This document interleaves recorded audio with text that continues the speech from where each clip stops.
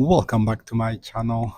In my recent video on the South Korean lady who's singing in Afrobeat, I happen to say Nigeria is dangerous. So I heard with a smile, and that's making some of you viewers unhappy. Let's talk about it by showing you a video from these two content creators, well known. One, his name is Chris, the other one is Charity. Wow, two C's. They both live in Nigeria. One is from Nigeria, then has moved to Nigeria, married in Nigeria, travelers, and they create content. Charity no longer needs an introduction. If you follow topics on the continent of Africa, you know who she is, and one big champion of our continent in Nigeria. Take a listen. I'm here in Nigeria, and as you can see, I'm actually dead. Nigeria is an incredibly dangerous country. I read it on the website that if you come here, you are automatically going to die upon arrival. Exactly, and as Africans, we're all dead. We're all living dead. Every African is a zombie. Personally, I died 3 years ago. And as for you? Yeah, as soon as I got off the plane, I actually immediately died. He just died, and I died. That's it. We are all living dead in Africa. We just live to fulfill the goals of our ancestors, but after it, yeah. Don't come to Africa. Yeah, don't come. Nigeria is dangerous. That's called sarcasm. And that was my intention. And yes, I will address some other comments of what has happened to some people. There's a lady who said that someone from South Africa, unfortunate incident has happened. I will address that too. But for those of you viewers who are going to watch the video, the link is here. That's just the sarcasm. It's a way to say something meaning the opposite. That's just that.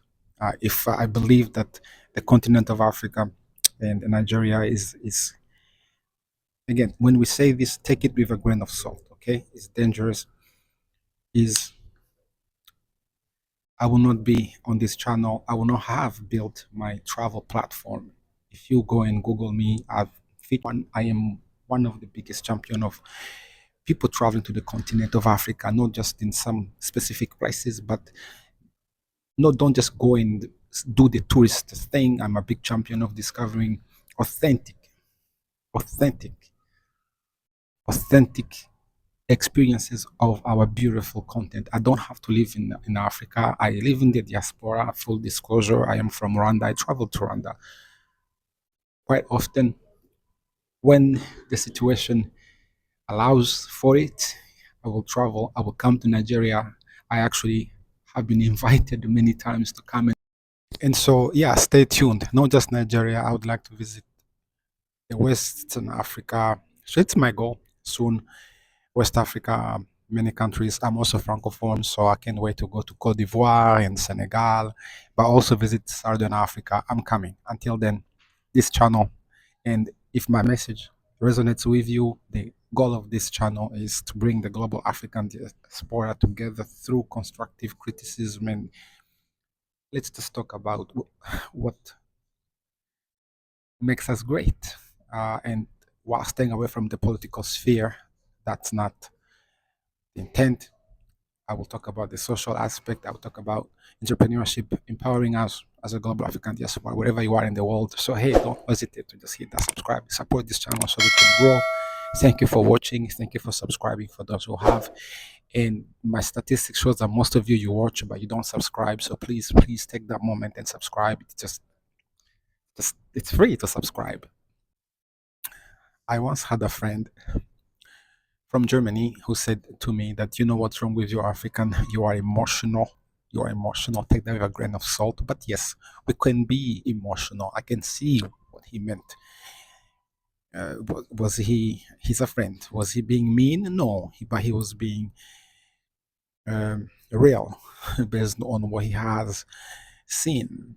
And so don't be emotional when you watch my channel. And if you are rattled by anything, at least watch the video until the end. Don't just get stuck in one line and just be turned off. And if you do, maybe this channel is not for you. But I would like to challenge you to watch everything, and then we can have a discussion. Keep it constructive. Say what you'd like to say, Why not? But that being said, that's what was happening on that video. We need to change the narrative negative of Africa and Africans, I added to that. But in doing so, we need to be ready to go into places, discussion wise, that most of us are now willing to go and stop this dreaming of things to happen. Rather, find the ways. Even in the global African diaspora, there is a big divide.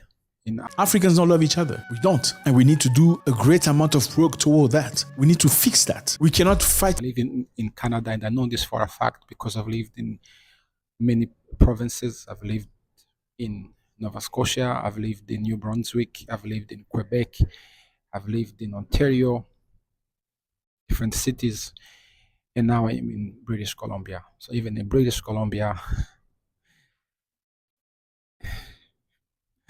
there is a big divide within our communities, and that has to change. How do we unite the Nigerian community, Burundian community, Rwandan community, Senegalese community, Congolese community, South African community, South Sudanese community, Libyan community, yes, Libya is in Africa, Moroccan community. Should I keep going? How do we bring all of us together? Not just, hey, you have the diaspora, the Nigeria community, diaspora community there, you have the Rwandan diaspora community there, you have the Uganda diaspora community. That to me is nonsense. While being proud of our roots, our origins, we can all be on the same table and share ideas, all travel together. That's what I'm going to be discussing in my next video. Why don't the global African diaspora travel? And this is through the eyes of a content creator who came to Canada, Tayo Aina, and who noticed that his friend who lived in Toronto, in this case, never traveled to go see Niagara Falls. And they themselves admit that they haven't traveled within Canada. I have traveled within Canada, and I believe I haven't done enough, because it's by doing that that we are going to go into places where they may have negative perception of us, but when they meet us, when they talk to us, then you may break that ice. I know this because I did it when I traveled to Hokkaido in Japan in the year 2000. Back then, there were not many people of African descent even going to Japan. There were maybe Americans, Black Americans in the army. But as travelers in Japan in general, we were few. So there you go. Everything I talk about comes from a source of either lived experience or well researched, not just opinion, because opinion are just that. And for those of viewers who got upset by what I said, that was just sarcasm, as I just saw you. Watch the channel, don't be emotional, and if you have not done it, subscribe, support this channel, and I can see we are growing. The goal is to reach 1,000 subscribers very soon, so please help me do that, and why not surpass that? And comment, give me ideas of what you would like to see, what you would like us to talk about. I also have a poll running on what this channel should be called, so go into that poll. It's posted on the community tab. Thank you. I will see you in the next one. Let me address these comments from one of my viewers. First of all, my condolences for the loss. This is in no way meant to minimize how you're feeling right now. This is the comment. She's saying that our young lady just passed in Nigeria and her body still is there, and she will never visit her Nigeria.